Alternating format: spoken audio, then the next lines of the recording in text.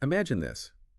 Earning a really comfortable salary, let's say around $126,700 a year, but paying zero in federal taxes. Sound too good to be true. Maybe even a bit. Impossible. Well, I'm here to tell you it's not only possible, but thousands are actually doing it through smart strategic planning. I'm Lee, the writer and owner behind bullishbooks.com and Startup Literature, and today we're doing a deep dive based on my article, How to Legally Pay Zero Taxes on a $126,700 salary. We're going to unpack the three-bucket strategy, which was developed by CFP Lance Beline. It's really a revolutionary way to think about minimizing taxes legally and building wealth. That's quite a hook, Lee. I think anyone listening who's navigating, the complexities of finance and taxes will find that very appealing. We hear so much about deductions, but this sounds more fundamental. It really is. It's about the structure. The core idea is this three-bucket system. Picture your money flowing into three different pools. Bucket 1, ordinary income, heavily taxed. Bucket 2, investments, capital gains, moderately taxed. And bucket 3, the goal, really, tax-free income, money you never pay taxes on again. So logically, the IRS probably prefers your money stays put in bucket 1, right? With those higher rates. You nailed it. They definitely benefit the longer your money sits there. So let's dig into bucket 1, the tax trap and its hidden costs. This is your salary, traditional 401k or IRA withdrawals, pensions. And the tax rates, they range from 10% up to 37%. But here's the kicker, something I highlighted in my article. The longer that money grows pre-tax, the bigger the government's eventual share becomes. That's a really crucial point. We're so often focused on the upfront deduction, aren't we? But we forget about the back-end tax liability. Can you maybe give an example? Absolutely. I wrote about Henry and Grace in the piece. A retired couple did everything right, maxed out traditional 401k. Right. But in retirement, needing money for, say, a $20,000 deck, they had to pull out $27,000. Wow. Just to cover taxes. Exactly. A $10,000 roof cost them $14,000 from their savings. Henry's quote really stuck with me. I always feel like I'm getting taken for a ride. It's that feeling of tax deferral just delaying the pain. And that illustrates the government's math perfectly, doesn't it? They might give up, say, $2,000 in tax today on a $10,000 contribution, but if that $10 grows to, I don't know, $100,000 over 30 years, they collect maybe $20,000 or more when it's withdrawn. That's a fantastic return for them. A 10x return, effectively. And it gets worse when you think about inheritance. There's this inheritance tax nightmare with bucket 1. Current rules say inherited traditional retirement accounts generally have to be emptied within 10 years. Imagine your kids inheriting $1 million in a traditional 401k during their peak earning years. Oof. That forced distribution could push them into the highest tax brackets, 32%, maybe 37%. Right. Suddenly $320,000, even $370,000 that inheritance could just vanish in taxes. That's a massive hit to generational wealth. Is there any upside to leaving bucket 1 assets to heirs, or is it mostly a trap? For heirs, it's almost always better from a tax standpoint to inherit assets from bucket 2 or 3, unless you plan on giving it away. There's a really neat charitable opportunity. I shared the story of Richard and Cindy Nipple. They wanted to give $100,000 from Richard's IRA to their church. The advice: withdraw it, pay zero tax withholding upfront, donate it immediately. So the donation creates a deduction that offsets the withdrawal income. Exactly. They ended up giving six figures, living on six figures from other sources, and paying less than 5% in federal income tax that year. It's brilliant, but, works best when you're giving the money away. Okay, so that's the challenge of bucket 1. Let's shift gears to bucket 2. Your portfolio powerhouse for flexibility. I like to call this the decathlon bucket. It's just so versatile. Decathlon bucket, I like that. What's in there? Think stock dividends, capital gains, real estate income and appreciation, bond interest, mutual fund distributions, basically your taxable investment portfolio. And why decathlon? How does it perform across different stages? Well, it shines in three phases. Phase 1, accumulation, say ages 18 to 65. Here, you actually want to be earning enough to pay some capital gains tax, maybe that 15% rate. Because that means you're saving significantly, right? And 15% is still way better than the 22% to 37% ordinary income rates in bucket 1. Precisely.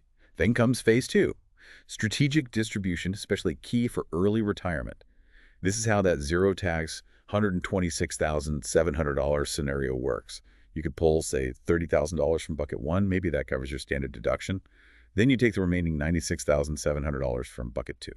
And for a married couple filing jointly under current law, that $96,700 of long-term capital gains could fall into the 0% tax bracket. Exactly. So $126,700 income, zero federal tax. It's not magic. It's just using the tax code strategically. This is a core point from my article. That's powerful, leveraging those different tax treatments. What about passing wealth on? That's phase 3, legacy building. Bucket 2 assets get a stepped-up basis at death. Your heirs inherit them at the market value on your date of death. Meaning all the appreciation that happened during your lifetime? Poof. No capital gains tax due for the heirs on that growth. Correct. It's incredibly tax efficient for wealth transfer. I share the story of Justin and Brooke Marshall in my piece. They were good savers, but kind of stuck.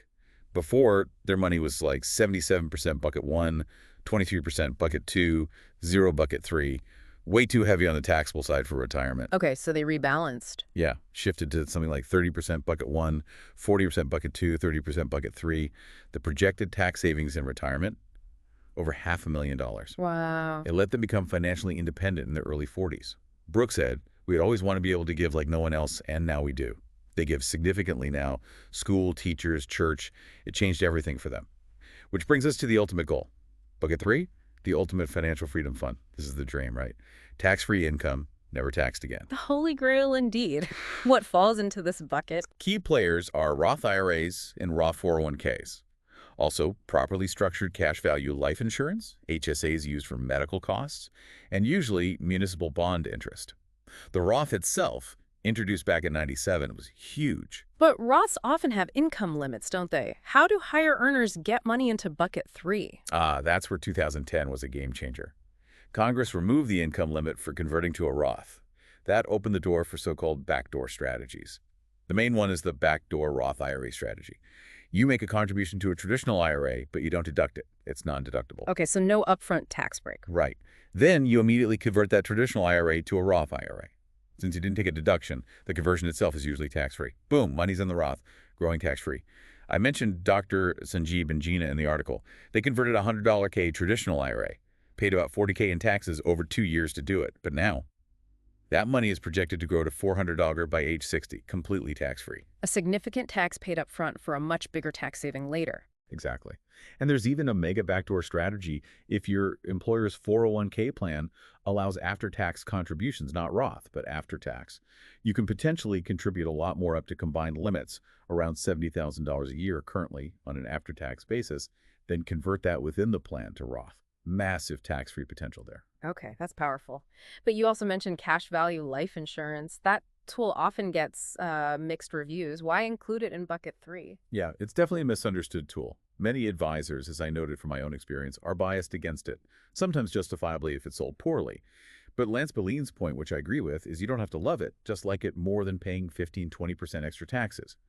When designed for cash accumulation, not a massive death benefit, the internal cost can actually be less than the taxes you'd pay on equivalent taxable investments. Plus, it has advantages. No income limits, no contribution limits, access to earnings before 59.5 penalty-free, tax-free death benefit.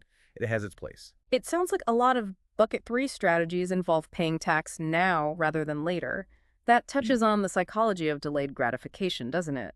It feels wrong somehow to pay tax today if you don't have to. It absolutely does. It's counterintuitive. We're wired to want that immediate tax break, but the long-term math often favors paying the tax now at potentially lower rates. Yeah. Like David Baskin, a Walmart VP whose story I shared. He switched from a traditional 401k to a Roth 401k and said, "Honestly, I didn't even notice the difference.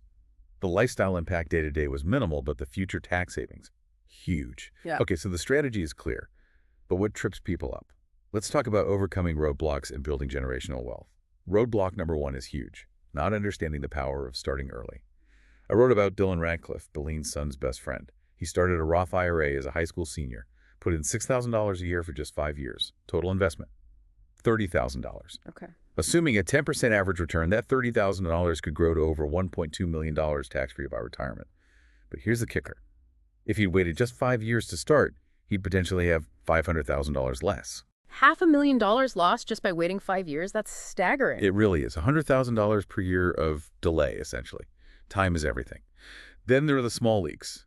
I call it the $10,000 Coke. Small expenses, massive opportunity costs. Think about a daily $1.50 Coke habit. Seems tiny, right? That's about $30 a month invested at 10%. After 14 years, it's almost $11,000. After 48 years, over $425,000. From a Coke a day. From one Coke workday. $500,000.